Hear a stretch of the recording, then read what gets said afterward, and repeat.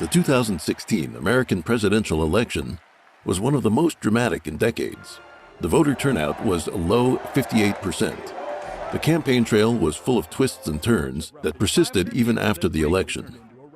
The winner, Republican candidate Donald Trump, found himself besieged by negative media coverage and protests in cities around the nation. The demonstrators held signs emblazoned with slogans such as, quote, "Not my president," declaring Trump to be racist, sexist, xenophobic, or a Nazi. There were demands for a recount and threats of impeachment. Investigative journalism has revealed that many of these protests were instigated by certain interest groups. As shown in America Under Siege, Civil War 2017, a documentary directed by Florida-based researcher Trevor Loudon, a significant portion of the demonstrators were, quote, "professional revolutionaries with ties to communist regimes and other authoritarian states, such as North Korea, Iran, Venezuela, or Cuba." Loudon's work also highlighted the role of two prominent American socialist organizations, the Stalinist Workers' World Party and the Maoist Freedom Road Socialist Organization. Having researched the communist movement since the 1980s, Loudon determined that left-wing organizations have made the United States their primary target for infiltration and subversion. The fields of American politics, education, media, and business have increasingly shifted to the left under the influence of well-placed individuals. Even as people around the globe cheered the triumph of the free world after the Cold War, communism was stealthily taking over public institutions of Western society in preparation for the final struggle. America is the light of the free world and carries out the God-given mission of policing the globe. It was the involvement of the United States that determined the outcomes of the world wars. During the Cold War, facing the menace of nuclear holocaust, America successfully contained the Soviet bloc until disintegration of the Soviet and Eastern European communist regimes. The founding fathers of America applied their knowledge of Western religious and philosophical traditions to write the Declaration of Independence and the Constitution of the United States. These documents recognize as self-evident the rights bestowed upon man by God, starting with the freedoms of belief and speech, and established separation of powers to guarantee the republican system of government. While the United States fought a civil war, that war was for the purpose of fully realizing America's founding principles by ending the institution of slavery. Over 200 years, those principles have done an unparalleled job of promoting domestic tranquility and securing the general welfare promised in the preamble to the Constitution. The freedom of the Western Hemisphere runs directly counter to the goal of communism, which is to enslave and destroy humanity. Masking itself with the beautiful vision of a collective egalitarian society, communism directed its envoys in human society to carry out its schemes across the entire world. While communism manifests itself in Eastern countries, such as the Soviet Union or China, as totalitarian governments, mass killing, and the destruction of traditional culture, it has been silently and steadily gaining control over the West using subversion and disinformation. It is eroding the economy, political processes, social structures, and moral fabric of humanity to bring about its degeneration and destruction. Since the Communist Party does not have leadership over Western countries, communist supporters, wittingly or not, disguise themselves by infiltrating all sorts of organizations and institutions. There are at least four major forces driving communist subversion in the West. The first agent of subversion was the Soviet Union, which founded the Communist Third International, also known as the Comintern, to spread revolution worldwide. The second means of subversion was effected by local communist parties, which worked with the Soviet Communist Party and the Comintern. Third, economic crisis and social upheaval have encouraged many Western governments to adopt socialist policies in the last few decades, resulting in a steady shift to the left. The fourth force of subversion comes from those who sympathize with and support the Communist Party and socialism.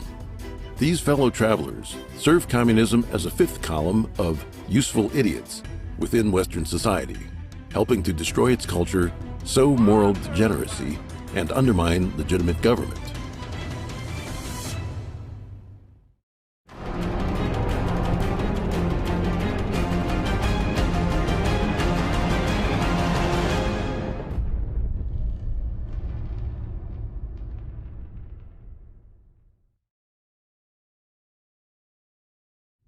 One, communism via violence and nonviolence. In the popular imagination, the Communist Party is synonymous with violence, and with good reason. In the Communist Manifesto, Marx and Engels said, quote, "The communists disdain to conceal their views and aims. They openly declare that their ends can be attained only by the forcible overthrow of all existing social conditions." The fact that the communist regimes of Russia and China took power through violent revolution and used violence as a tool of repression drew attention away from communism's less visible forms. The branch of Marxism that advocates violent revolution is represented by Leninism, which adapted the theory in two significant respects. According to Marx, communist revolution would begin in advanced capitalist countries, but Lenin believed that socialism could be built in Russia, which was comparatively backward in its economic development. Lenin's second and more important contribution to Marxism was his doctrine of party building. Party building basically consisted of adopting the techniques of coercion, deception, and violence found in criminal organizations, and animating them with Marxist socio-economic theory. According to Lenin, the working class is incapable of developing class consciousness or demanding revolution on its own, and it must be rallied to action by external action. The agents of revolution would be organized in a highly disciplined proletarian vanguard, the Communist Party. The British Fabian Society, founded in 1884, a year after Marx's death, took a different path in the struggle to impose socialism. The Fabian logo depicts a wolf in sheep's clothing, and its name is a reference to Quintus Fabius Maximus Verrucosus, the Roman general and dictator famous for his delaying tactics. In the Fabian Review, the first pamphlet produced by the group, a note on the cover reads, quote, "For the right moment you must wait, as Fabius did most patiently when warring against Hannibal, though many censored his delays. But when the time comes, you must strike hard as Fabius did, or your waiting will be in vain and fruitless." To gradually bring about socialism, the Fabian Society invented the policy of, quote, "permeation," to take advantage of available openings in politics, business, and civil society. The Fabian Society does not restrict the activities of its members, but encourages them to advance socialist aims by joining suitable organizations and ingratiating themselves with important figures such as cabinet members, senior administrative officials, industrialists, university deans, or church leaders. Sidney Webb, chairman of the Fabian Society, wrote, "As a society, we welcomed the adhesion of men and women of every religious denomination or of none, strongly insisting that socialism was not secularism, and the very object and purpose of all sensible collective action was the development of the individual soul or conscience or character. Nor did we confine our propaganda to the slowly emerging Labor Party, or to those who were prepared to call themselves socialists, or to the manual workers, or to any particular class. We put our proposals, one by one, as persuasively as possible, before all who would listen to them. Conservatives, whenever we could gain access to them, the churches and chapels of all denominations, the various universities, and liberals and radicals, together with the other socialist societies at all times. This we called permeation, and it was an important discovery. Many members of the Fabian Society were young intellectuals. They made speeches and published books, magazines, and pamphlets across society. In the 20th century, the Fabian Society moved to the political scene. Webb became the Fabian representative in the newly formed Labor Representation Committee of the Labor Party. In the Labor Party, Webb drafted its party constitution and party program. Taking a lead role in forming policy, Webb endeavored to make Fabian socialism the guiding ideology of the party. The Fabian Society later acquired influence in the United States, where multiple groups exist in the liberal arts faculties across many universities.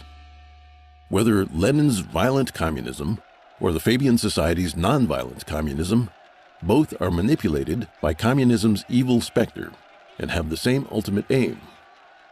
Lenin's violent communism does not reject nonviolent means. In his book, Left-Wing Communism and Infantile Disorder, Lenin criticized the communist parties of Western Europe that refused to cooperate with what he called the, quote, reactionary labor unions, or to join the, quote, capitalist national parliament. Lenin wrote in his book, "For a communist, with a correct understanding of his own ends, the art of politics lies in correctly calculating the conditions and the moment when the proletarian vanguard can take over power successfully. He must decide when, after this assumption of power, that vanguard will be able to obtain adequate support from sufficiently inclusive strata of the working class and non-proletarian laboring masses, and when it will be able to maintain, consolidate, and extend its supremacy, educating, training, and attracting ever-widening circles of the laboring masses." Lenin stressed again and again that the communists must hide their real intentions. To seize power, no promise or compromise can be ruled out. In other words, to achieve their goals, they can be shamelessly immoral. On the road to power, both Russia's Bolshevik Party and the CCP utilized violence and deception to the utmost. The brutality of the Soviet and Chinese communist regimes has drawn attention away from the nonviolent communism found in the West. George Bernard Shaw, an Irish playwright and representative of the Fabian Society, once wrote, quote, "I also made it quite clear that socialism means equality of income or nothing, and that under socialism you would not be allowed to be poor. You would be forcibly fed, clothed, lodged, taught, and employed whether you like it or not. If it were discovered that you had not character enough to be worth all this trouble, you might possibly be executed in a kindly manner." The Fabian Society specialized in disguise. It chose Shaw, a literary man, to cover up the true aims of nonviolent socialism with beautiful words, but the brutality lies below the surface. Western communist parties and their various front organizations incite young people to create an atmosphere of chaos. They take part in assault, vandalism, robbery, arson, bombings, and assassination to harass and intimidate their enemies.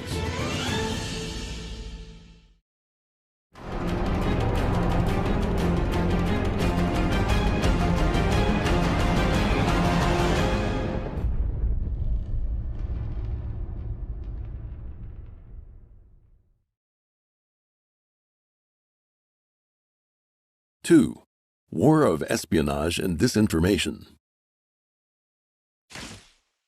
Communism holds the nation to be an oppressive construction of class society, and it aims to abolish nationality. In the Communist Manifesto, Marx and Engels proclaim that, quote, "working men have no country." The manifesto ends on the note, quote, "Workers of all countries unite." Under Lenin's leadership, the Bolsheviks founded the first socialist country in Russia and immediately established the Communist International, also known as the Comintern, to instigate and spread socialist revolution around the globe. The goal of the Soviet Union and the Comintern was to overthrow the legitimate regimes of every nation on earth and establish a socialist world dictatorship of the proletariat.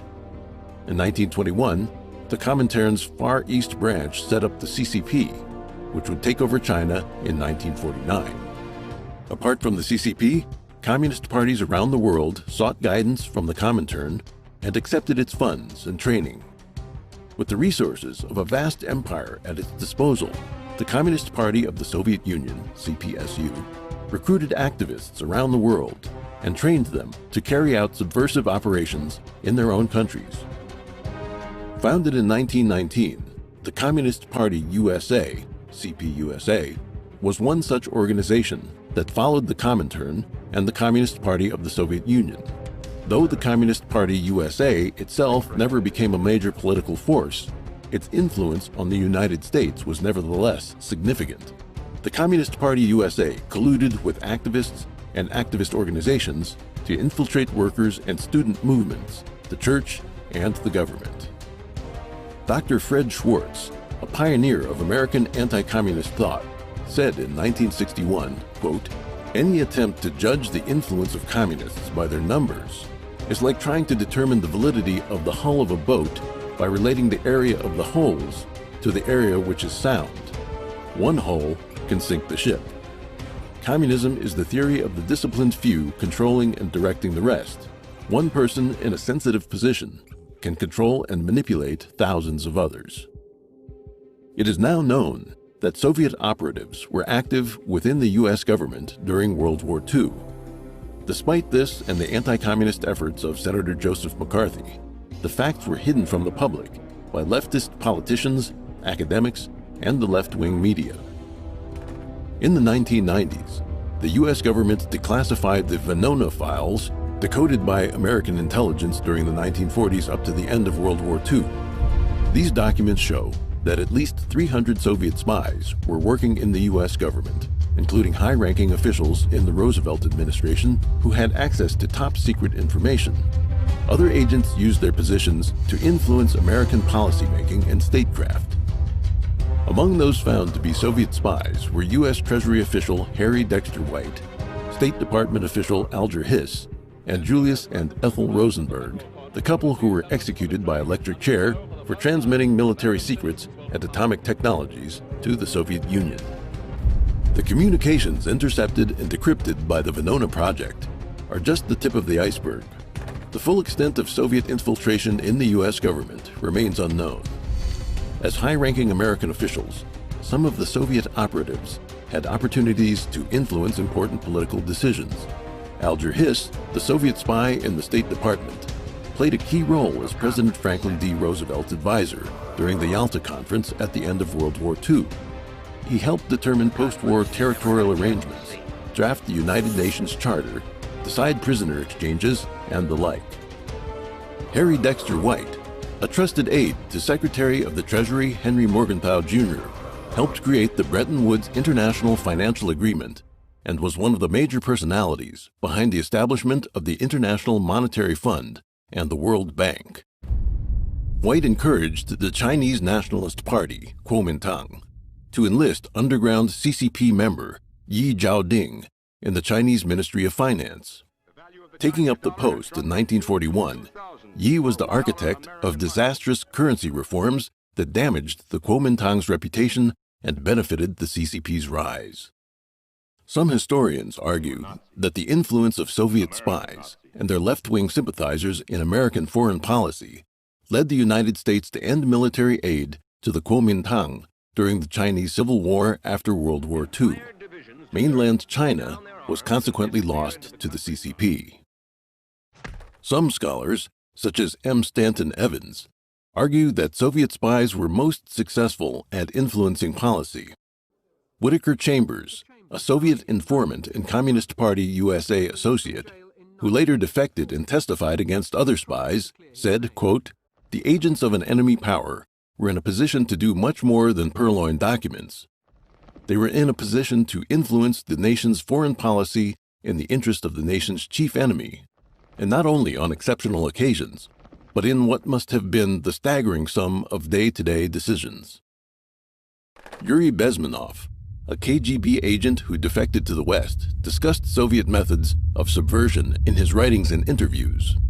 According to Bezmenov, the James Bond-style spies of popular culture who blow up bridges or sneak around stealing secret documents couldn't be further from the reality of espionage. Only 10 to 15% of the KGB's personnel and resources were allocated to traditional spy operations, with the rest going to ideological subversion. Bezmenov said that subversion comes in 4 stages. The first step is to foster the cultural decadence and demoralization of the enemy country. The second is to create social chaos. And the third is to instigate a crisis that would lead to either civil war, revolution, or invasion from another country, culminating in the fourth and final stage of bringing the country under the control of the Communist Party. This is called normalization. Bezmenov, whose alias was Thomas Schumann, listed 3 fields of subversion: thought, power, and social life. Thought covers religion, education, the media, and culture. Power includes government administration, the legal system, law enforcement, the armed forces, and diplomacy. Social life encompasses families and communities, health, and relations between people of different races and social classes. As an example, Bezmenov explained how the concept of equality was manipulated to create unrest. Agents would promote the cause of egalitarianism, making people feel discontent with their political and economic circumstances. Activism and civil unrest would be accompanied by economic deadlock, further exacerbating labor and capital relations in a worsening cycle of destabilization. This would culminate in revolution or invasion by communist forces. Ion Mihai Pacepa, the highest-ranking intelligence official in communist Romania, defected to the United States in 1978. He further exposed how the former Soviet Union and communist regimes of Eastern Europe adopted strategies of psychological warfare and disinformation against Western countries. According to Pacepa, the purpose of disinformation was to alter people's frame of reference. With their ideological values manipulated, people would be unable to understand or accept the truth, even when presented with direct evidence. Bezmenov said the first stage of ideological subversion usually took 15 to 20 years. That is, the time needed for the education of a new generation. The second stage, 2 to 5 years, and the third stage, only 3 to 6 months. In a speech he gave in 1984, Bezmenov said the first stage had been accomplished to a greater extent than the Soviet authorities had originally expected. The accounts of many Soviet spies and intelligence officials and declassified documents from the Cold War suggest that infiltration tactics were the driving force behind the counterculture movement of the 1960s. In 1950, McCarthy began to expose the extent of communist infiltration across the U.S. government and society. But 4 years later, the Senate voted for his condemnation, and the government's initiative to rid itself of communist influence was brought to a halt. This is one of the main reasons for the decline of the United States. The threat of communist infiltration has not lessened since the collapse of the Soviet Union and the end of the Cold War. As an example, McCarthy has been demonized by left-wing politicians and the media for ages.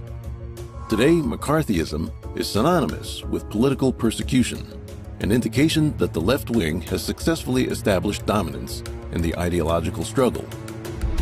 The decades of suppression and defamation divvied out to U.S. anti-communist heroes like McCarthy indicate a general trend. As one conservative American political commentator observed, anti-Americanism is a natural component of the global left-wing movement. The left wing fights tooth and nail to protect adulterers, abortionists, criminals, and communists, while supporting anarchy and opposing civilization.